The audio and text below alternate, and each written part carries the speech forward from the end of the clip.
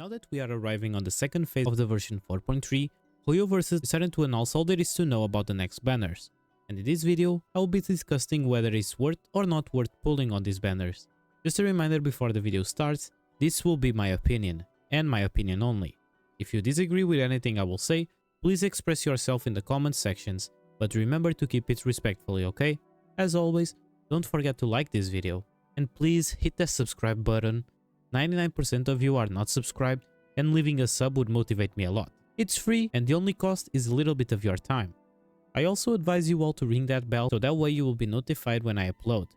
Or keep an eye out for my community tab because I always share my posts there. All my other links are in the description, so let's now discuss if these banners are worth your wishes. I'm going to start with the 4 stars this time, since you will risking to get them no matter what banner you decide to pull. Let's start with the elephant in the room, Bennett. For those who have seen my video of the best 4 stars you should get, Bennett is placed on the best tops possible, and it's deserved. Bennett is a pyro healer that also buffs your attack by a lot, and since he has such a low skill cooldown, you can even consider him a battery for other pyro characters. As most of you can already assume, Bennett is almost a must-have, or in the eyes of many people, he actually is a must-have. He's for sure an amazing character to be on banners, and if you pretend on going after constellations, especially C1, this banner is great for it. Just after him, we have Kujou Sara. Kujou Sara is another solid support, but unlike Bennett, she's not that universal. Sara is an electro buffer that will buff the attack of your active character. Most people see Sara as the premium Raiden support. In my opinion, Sara is a solid support, but she has a problem. She is known to be so good with electro DPS characters, but it's more thanks to her Constellation 6, because for those who don't know, with her C6, instead of only buffing the attack of the active character, you also buff the crit damage of any electro damage your active character might deal. Sara is super good, but a niche support for electro characters, and if you don't have her C6, in my opinion, she's not worth leveling up. So, if you are trying to get her C6, this might be one banner you will not want to avoid for sure. And, as the last 4-star character, we have the new release, Chevreuse. Chevreuse is a pyro healer and buffer for the overload reaction. I'm actually working on a guide for her that will be releasing the day her banner launches, so you'll be able to see her kit in depth when I launch that video. Chevreuse promised to be a solid character for anyone who pretends on using an overload reaction based team, so if you are trying to get her and some of her copies, this will be a great banner to try it. Let's now talk about the big fish themselves, the 5 stars. First, we have Raiden Shogun, the Electro Archon herself. I'm also working on a Is it worth pulling Raiden after Fontaine video, just like I did with Ayato, and that video will be out just some days before her banner release. For those who want to know my opinion right now, yes, I do believe she will be a great asset to your teams. Raiden is an electro character focused on buffing your party bursts and supporting your team with energy refund. She also has an amazing burst herself, turning her into a support and burst DPS character at the same time. If you guys are thinking about getting her, I do recommend trying your luck. She is flexible, and on the specific banner you will have already a good team. But I will discuss this later on the synergy with the banner.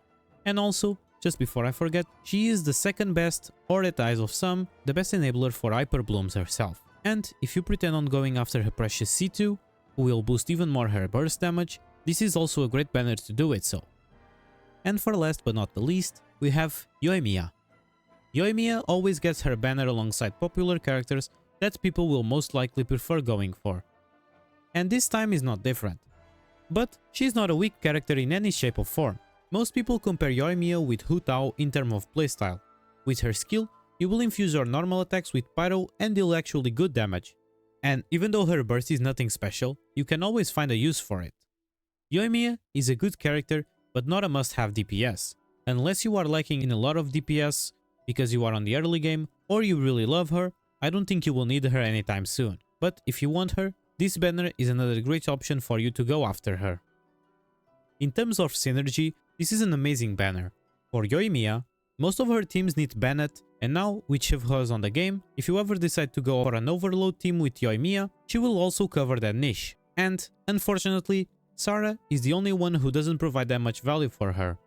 But, if we change the topic to Raiden, this banner is actually perfect for her. She she has synergy with all the 4-star characters, and you will actually have an hyper carry team for her right away if you manage to get all the 4 stars in the banner. If you are planning on going after some Raiden or Yoimiya constellations, or the characters themselves, this is a super solid banner and I do advise you to go after them. So, I will rate this banner a solid 8 out of 10.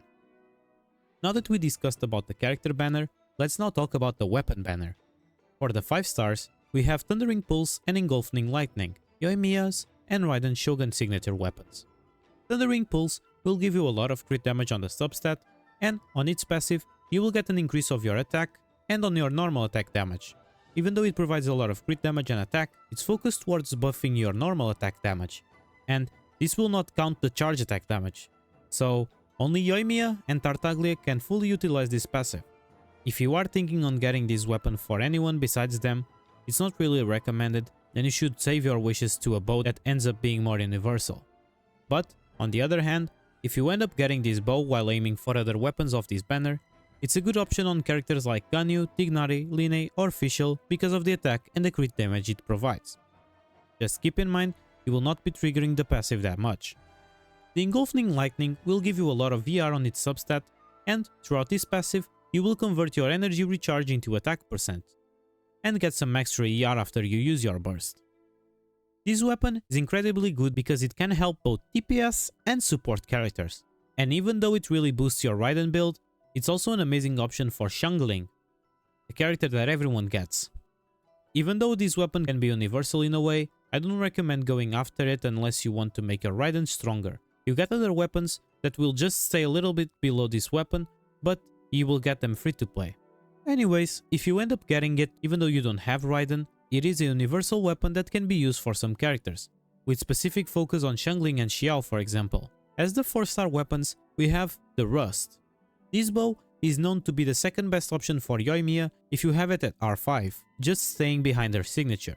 Even though it's the best option for Yoimiya if you don't have her signature weapon, it's only good on her and Child, so unless you have them, this weapon will not provide that much value to your account. The Favonia's sword is super universal and an amazing weapon that will work on any support character you want to run it. It will provide a lot of energy and will turn your support into a battery for the team. This weapon, from all the 4 stars here, is in my opinion the most valuable one. Favonia's by now it's being one of the most common weapons on banners, so I'm assuming most of you already have 1 or even 2 at R5. We also have on this banner the Wavebreaker's Fin, a weapon with a lot of base attack for a 4-star that it's focused on boosting your burst damage based on the energy cost. It's a good 4-star weapon for characters that have their playstyle focused on their burst like Xiangling or even Raiden. But I don't recommend going after this weapon for Raiden, because like I said, she has better options that are totally F2P. We also have the bad apple from this banner, Eye of Perception. This weapon is not good. It's not super bad, but it's nothing special, and you will most likely prefer other catalysts, and you will end up seeing this never being used. And for last, we have the Rain Slasher. This weapon provides ZM on its substat, and on its passive provides extra damage if you are attacking enemies affected by Hydro or Electro. It's specifically good on characters that will be running on EM teams, just like Beidou, Kave or even Diluc. So, it will not be anything special, but it's not completely bad neither. To summarize the weapon banner, I would give it a solid 6 out of 10. Remember, you don't need a 5-star weapon to make a character work, and the weapon banner is a scam normally. It can take you up to 240 wishes to guarantee the weapon you are looking for. So, you should always consider that before pulling. Just before finishing the video, it's worth remembering again, this video is not to force you to avoid any of these banners, it's just my opinion if they are worth pulling or not. You are free to go to any character you might want, or every weapon that you also may desire. My name is DPhoenix. I hope you have liked this video. Don't forget to leave your like and subscribe. Share this to everyone you know that it's going to pull on Yoimiya or Raiden, or to someone who is thinking about it. Feel free to leave your opinion about the banners on the comments, as long as you respect others' opinions even if they differentiate from yours. Thank you so much for watching this video. It was a pleasure having you from that side. Bye bye everyone, good luck on your pulls, see you all in the next video. See ya.